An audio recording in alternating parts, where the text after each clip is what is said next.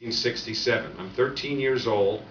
I kind of know I want to be a broadcaster, and whether it was baseball or anything else, sort of changed on this one night when I serendipitously was turning the radio dial around and stumbled upon a Ranger game that Marv Albert was doing.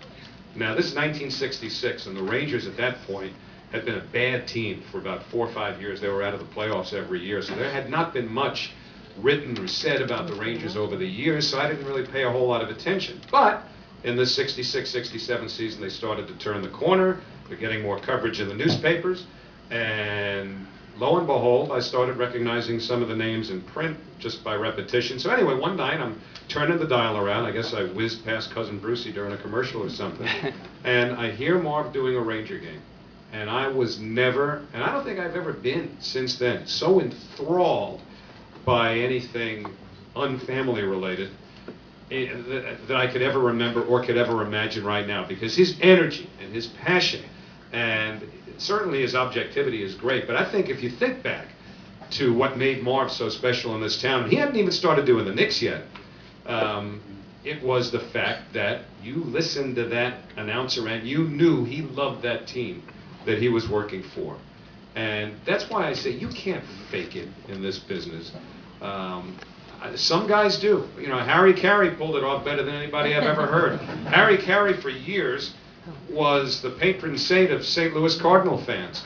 And lo and behold, years later, never mind he winds up working for the White Sox for a few years, he becomes so popular in Chicago with the Cubs, and we just came from Wrigley Field a few days ago, they've got a statue of him outside of Wrigley Field.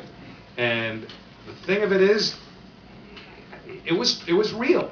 You know, some guys, I guess, are able to fall in love with teams they work for because that's the team they work for. But it's a little easier when it's the team you grew up with.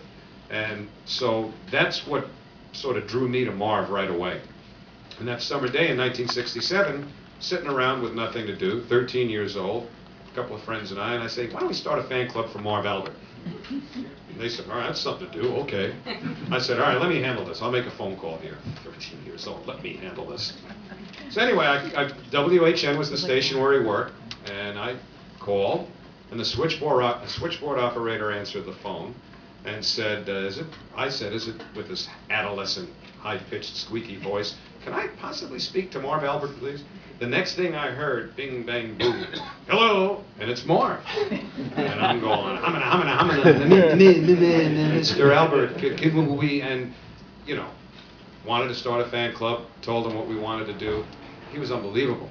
Not just because he would get us tickets to games occasionally or send us all kinds of glossy pictures of the various teams in town, and he even had our newsletter stenciled and run off back at WHN in those days. We got carried away. I think we once mailed him about a 30-page handwritten manuscript. Well, you said you'd do it, so the only thing that was missing was hardcover. But he was just unbelievable. But where he really became a mentor was as he realized that I was serious as I got older about getting into broadcasting. I eventually had season tickets for the Rangers at Madison Square Garden starting in 1970. 2 years before the Islanders came into existence, in case anybody's looking to start trouble. And again, serendipity becomes a big part of getting into this business. He had to walk right by my seats to get to his broadcast booth. I was literally in the last row of the building, and they had a gondola that hung from the ceiling of Madison Square Garden where they did the games. And, excuse me, a few times a year, I brought my tape recorder with me and actually did play-by-play from my seat. A couple of times they took me off in handcuffs, but, you know, it's collateral damage. And Billy, I can't even imagine what it must have felt like sitting next to this dopey kid trying to do play-by-play while the fans trying to watch the game. But anyway, Marv would give me the press notes to the game that night, so I had some reference material. More importantly, he had no problem, at least he said he didn't, listening to my tapes and really giving me pointed, constructive criticism. He would say, this is good, keep doing that, don't do this is wrong, don't do it that way, or maybe you want to think about it some other way. He was as good a teacher as anybody I ever had in school, and there's no way I would have become a broadcaster if not for his tutelage. And that's why we have such an obligation, and I know, Phil, you've talked about this too in the print business, where the veteran writers and the veteran broadcasters have to bring the young ones along. And